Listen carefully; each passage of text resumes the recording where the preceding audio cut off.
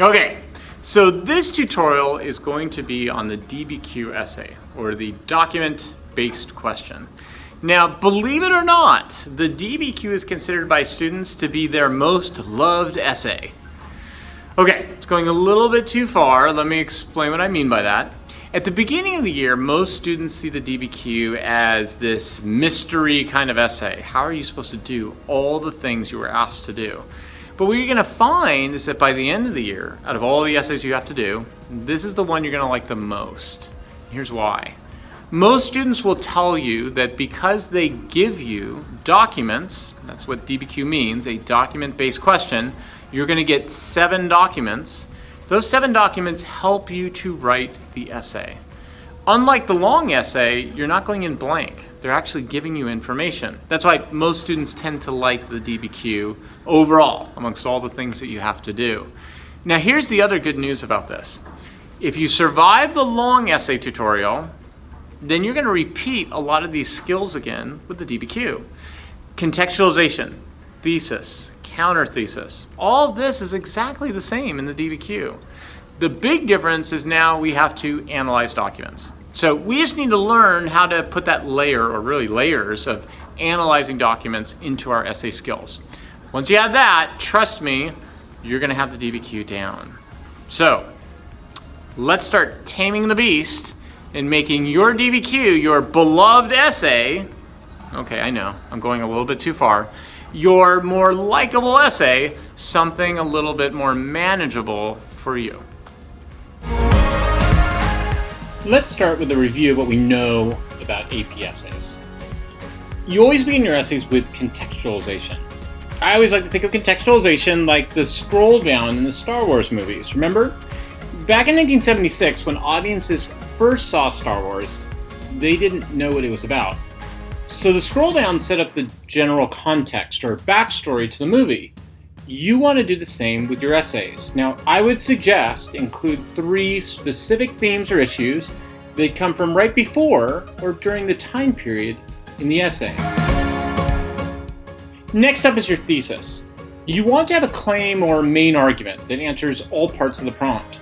This means you need to address the historical thinking skill, the content, and the time period in the prompt. Make sure your argument has a clear reason for your claim. You can do this argument in about 2 to 3 sentences. It should be in the introduction, and I would suggest having it come right after contextualization.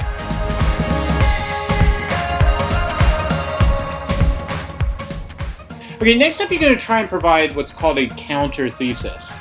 You want to have an argument that competes with your thesis argument. And you want to show how your thesis is still overall a better argument for the prompt. So, I want to return to this idea of the counter thesis because actually this is going to help you out with the documents. The documents are there to help you actually create your counter thesis. How is this the case? Well, you're going to be given 7 documents. Not all 7 documents are going to be able to support the thesis argument you're going to develop. So try to find 2 that don't support your thesis. Then what you want to do is use those 2 documents to generate a counter thesis. Now you might be wondering, how do I create or phrase this counter thesis? Here's one possibility. Start with a phrase that triggers a competing point of view, like, another way of looking at this issue would be. Then provide the analysis of your 2 documents as your evidence. Finish by going back to your thesis and stating why your thesis is correct. Now, here's the great part about this. You don't need to say, my thesis is 100% correct. Instead, use a great transition word that weighs or compares your thesis to counter thesis. You can say, overall, my thesis is still more correct because. Okay, so now we have our contextualization, thesis, and counter thesis. Here's where we hit the difference in the DBQ essay. We have to use the documents. Now I want you to think about this process in the metaphor of layers. We're going to provide the following layers for each document. Layer number 1. We need to paraphrase the main point of the document. Layer number 2. We need to place that document in relationship to our argument. Layer number 3. We need to place the document in its historical context. Layer number 4. we need to analyze the purpose, point of view, or audience of the document. Last up, layer number 5, we want to provide a specific concrete example from the time period that further explains the document. Okay, so we're going to look at an example here. We're going to use the DBQ question from this last year, 2019. Evaluate the extent to which the progressive movement fostered political change in the United States from 1890 to 1920. In order to do this, we're going to take a look at this first document from the DBQ by Jane Addams from the Hull House. So the very first part would be the summary or paraphrasing. Here's an example. Document 1 discusses political change and reform of corrupt political bosses. Okay, now we're going to add on historical situation. So document 1 discusses political change and reform of corrupt political bosses. Expansion of urban centers in the late 1890s led to more power for local political leaders. Notice that this is putting the document inside of its historical context with a specific argument. Okay, so we still want to do some analysis here. So document 1 discusses political change and reform of corrupt political bosses. There's our summary. Expansion of urban centers in the late 1890s led to more power for local political leaders. There's our historical context. Reformers like Jane Addams wanted to clean up urban centers and uplift immigrants. There's our point of view. So now we've provided analysis of the document, and all three of these elements support our overall argument for this particular document. Now that's a lot of work that we're doing for the DBQ essay. So how often do we have to do this? Well, according to the rubric, we should aim to, number 1, show an understanding of at least 6 of the documents. This is this part where we paraphrase the documents. Number 2, analyze at least 3 of the documents. This is where we're going to do the point of view, purpose, or audience. Number 3, provide some concrete further example of the time period somewhere in the essay. I would suggest that you actually aim for the following though. First of all, use all 7 of the documents, not just 6. This is possible with the counter thesis. Number 2, analyze all of the documents because this is going to allow you to use the documents for your argumentation. Number 3, provide at least 1 concrete example in each paragraph. This gets us to the final point about aiming for complexity in your essay, or what's called the complex reasoning point. Now, unfortunately, a lot of people have gotten to the habit of calling this point the unicorn point. Why? It's kind of a strange name, right? The idea is it's so hard to get, it's like looking for unicorns. In fact, some people have just given up completely on even trying to get this point. Why? Well, because in the past, it really was given out pretty rarely at the national grading of essays. However, I'm a big fan of saying that we should aim for the point. Why? Well, I'll try to convince you for 3 reasons. First off, if we learn to write in a complex way, our overall skills are going to improve. Second, if we aim for complexity, we're probably going to hit the other points much more easily. And last off, number 3, if you do your essay this way, it's actually going to make more sense. Here's how this is the case. I want you to think of your DBQ essay looking like this diagram. It starts with contextualization and thesis funneling into the essay. Then the essay discusses the topic. And then the conclusion funnels out into the next time period.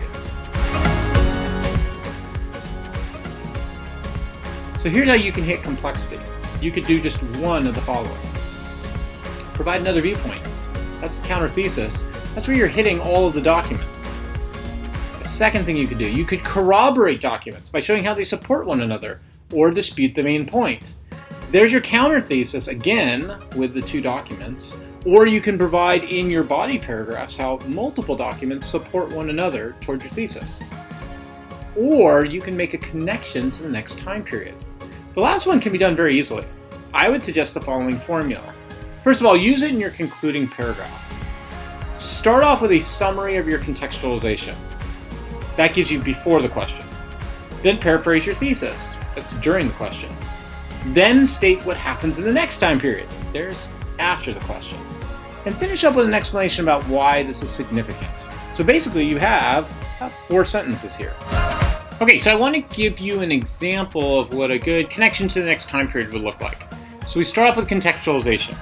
The problems of the Industrial Revolution in the 1870s led to a desire for new reform movements. This This is a summary of our contextualization.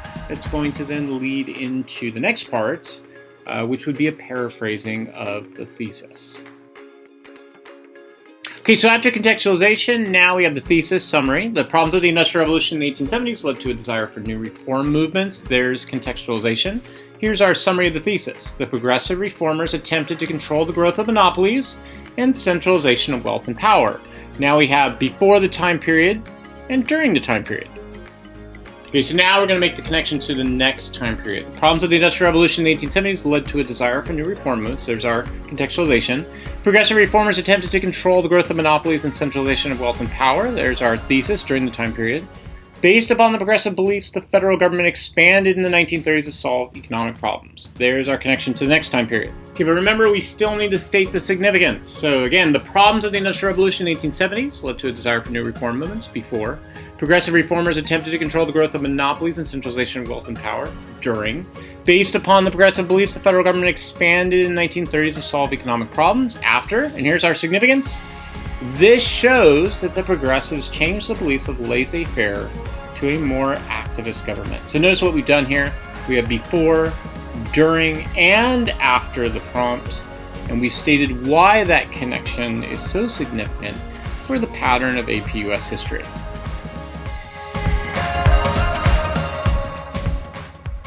Okay, so there it is. The DBQ is a beast of an essay. It has a lot of moving parts, but the parts are all very manageable. And this is because you are given documents to work with.